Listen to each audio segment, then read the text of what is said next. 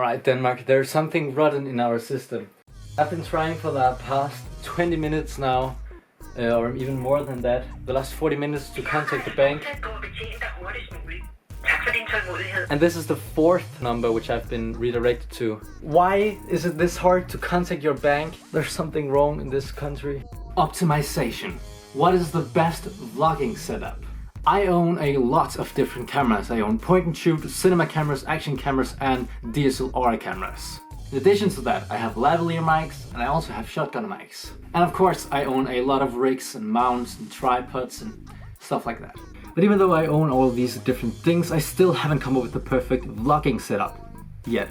Right now I'm using my Lumix camera. This is a Panasonic DMC TZ100. Now this is a very nice camera. It's lightweight and it uses an SD card, so it's easy to transfer files from the camera to my computer. In addition to the camera, I am using a Gorilla tripod, and this is just to make it easier to hold on to, and I also have the opportunity to set it down on a table whenever I want to. But the main downside is there is no selfie screen on this camera, so I can't see exactly what I'm recording, and there's also no option for an external microphone. Now this setup here uses the GoPro Hero 7 Black, and on the top here there's a lavalier mic, and I'll be able to put my iPhone up here and use this as a monitor so I can see myself, and also record sound with this. I could also buy an AUX to USB-C converter so that I can record the sound directly on the GoPro, which I think would be the ideal thing to do. But let's test this little setup out. Right, so I am now recording on the GoPro Hero 7 camera, and this sound is from the GoPro itself. Now, this sound is from the lavalier mic, which is right on top of the camera. Now, I know I'm not in the best condition right now. Right, so this is another room. The sound should be a little bit better right now. Now, this is the sound from the GoPro itself, and this is the sound from the lavalier mic. Now, I don't know what the sound will be like in post and if it will be any better really. Now, as I mentioned, I do own this cinema camera. This is the Blackmagic Pocket Cinema Camera 4K. If you haven't seen the review of that, click the link in the description or the info button up here. There will be a link to that review. Now, it is a lovely camera for cinematic footage and for short films and commercial products like that. But it is of course not ideal for vlogging at all, so I will not take that into consideration. Also, I would have to mount this monitor to be able to see myself, which puts a lot of weight extra on this. Oh shit, I can't really hold the camera like this. I'm currently filming on my iPhone 6s. Now it actually has a decent camera and also a decent microphone. And the really big plus side is that it's basically full selfie screen. Now the camera isn't really that versatile. I mean, I can't zoom and utilize it for a lot of things. I'll only ever have this kind of focal length on the iPhone. Of course, I have the front and the back camera.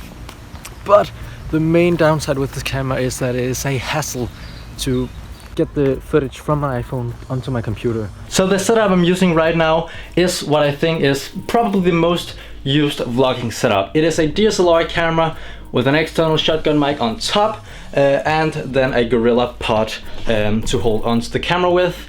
Again, I think this is probably the most used of vlogging camera. I think Casey Neistat uses a setup like this. Not this particular camera, nor mic, nor Gorilla pod, but the idea of having the setup like this is utilized a lot in the community. Now, this particular setup, it does not have a flip screen. This is the Sony Alpha 58 camera. It doesn't have a flip screen, but besides that, I think this setup kind of takes care of every other aspect that a good vlogging setup needs. I'm filming this on my DSLR, on the Gorilla Pod, and with the external microphone. So in conclusion, I think that setup is a really nice setup. But again, it's not easy to bring with me. I can actually have this in my pocket inside of my jacket. Comparing the GoPro, the iPhone, the point and shoot camera and the DSLR camera is the best overall. But I think I am still going to use this camera a lot for vlogging because it's easy to take with me. I'm probably also going to use the iPhone and the GoPro and the DSLR.